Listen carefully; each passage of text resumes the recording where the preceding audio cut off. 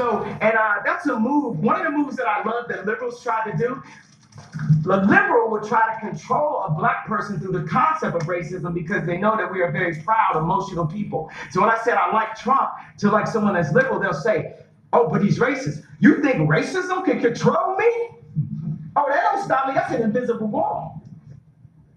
I'm sorry. We should have put up a warning underneath that video you just saw.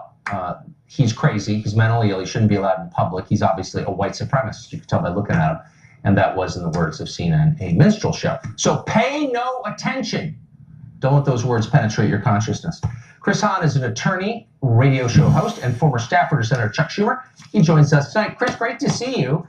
So did that look like a minstrel show led by a white supremacist, Kanye West, to you? No, look, I'm a fan of Kanye West. I do not think he looked extra fly in that spot last night. He did hit on a couple of points that I agreed with when he talked about stop and frisk, when he said, let's take the again off the hat, because, you know, that is kind of the race baiting that a lot of people see in it. He made some good points. He made some points I disagree with. Okay. Well, I'll let that pass because it's so dumb. Like people who didn't like the black president, they want to make America great again by removing. Nothing to do with Obama being black. Come on now. So please, okay. But whatever, I don't want to debate that. I just want to look. So I like your posture. Okay, then let me just throw you a compliment and say I'm not here to defend Kanye West. I'm here to defend always the free exchange of ideas, honest discourse. Let's stop the lying. The country's drowning in lying. Everyone lies all the time. It's driving me insane.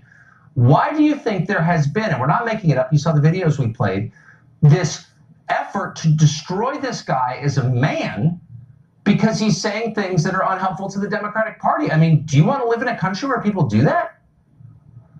You know, I don't think there's been an effort to destroy him as a man by Democrats across this country. I think there were some people who were particularly offended by it. I watched the entire Michael Dyson interview. I think that you pulled out some of the particularly harsh parts, but he was very kind to Kanye and his genius over the years. When he said he was a ventriloquist for white supremacism? I mean, there's nothing kind about that. Look, it's an awful thing to say.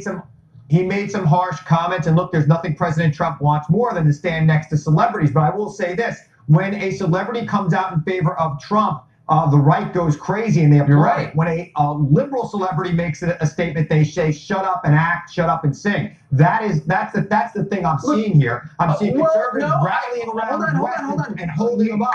You're saying liberal, you know, when a liberal celebrity you're making a semi-fair point. Let me agree with you that there is this impulse to dismiss people. I've participated in it. I regret that. Every time I dismiss someone out of hand, I regret it. I think you should assess the substance of what they're saying. And I just read a long script that put the caveat in, this guy's an entertainer. He's not like a policy expert. But what I really care about underneath all of this partisan nonsense is the fact this is a free country I was born into, and it's becoming less free because the left does not acknowledge another side to the debate, and they're trying to squelch speech. And they're doing it in the Congress and HR departments, in the big tech world. They are hurting people who disagree with them. And I think it's an old-fashioned liberal. You want to stand up and say, no, you're allowed to say what you think. Sorry. You are allowed to say what you think. And I think that includes protesters who show up on Capitol Hill to protest a Senate vote, who the president is calling an angry mob. And the Republicans are all campaigning on that angry mob because they can't campaign on ideas. If they had ideas to campaign on, they wouldn't have to try to scare their constituents. Look, I'm not here to defend. Look, I think I'm not here to defend the Republican Congress, which totally ignored the expressed will of voters in 2016 who said, we want a border wall. We've got 22 million people here illegally. Let's do something about it. No, said their donors, so they ignored it. So look, I don't want to get sucked into a debate defending something I don't believe in. But I will say that it's not honest if you're claiming you don't know what I'm talking about, that people are being fired across this country and savaged personally across this country for disagreeing with liberal orthodoxy on social issues. Well, no, you don't know what I'm talking about? People are being fired. People are being fired and they're being removed for reasons other than that. They're being removed because they are in a workplace hurting people and making it hard for people. Oh, hurting people. So what you're doing is what they all do, which is conflate speech with violence. But when there's actual violence, when a congressman gets shot at baseball practice or Ted Cruz gets pushed out of a restaurant, no big deal. I condemn that. Yeah, well, I didn't hear a lot of other people Ted Cruz. Look, I condemn people getting attacked when they're out to eat with their families. Good. But I do not condemn, I do not call it an angry mob when people show up at Congress and protest, which is what the president, what Mitch McConnell, and what other Republicans across this country Well, it is an angry mob. You got all these people screaming. Protest in this country. Just as Kanye has a right to go to the White House and say whatever he wants, there is a right for people to protest in this country. But what they're saying, but hold on, and not demonizing the people doing it. It's a little much for me to take a lecture about free speech and freedom of assembly when it's under attack exclusively by the left, and I'm defending it every night. But let me just ask you a final question. You've heard from Don Lemon and that preacher guy, Eric Michael Dyson, who actually I think lives in my neighborhood, a rich white neighborhood, by the way, Mr. Man of the People, that he has an obligation, Kanye West, to take a certain position because he's black.